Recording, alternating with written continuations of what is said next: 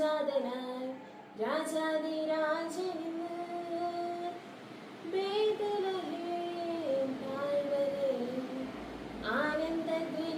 പാട്ട് പറഞ്ഞ കണ്ടാത്തൊന്നും ഞാൻ നന്നായി പാട്ട് പറഞ്ഞാന്ന്. പക്ഷേ അല്ല, വെറുതെ എക്സ്പ്രഷൻ ഇട്ട് മരിച്ചതാ.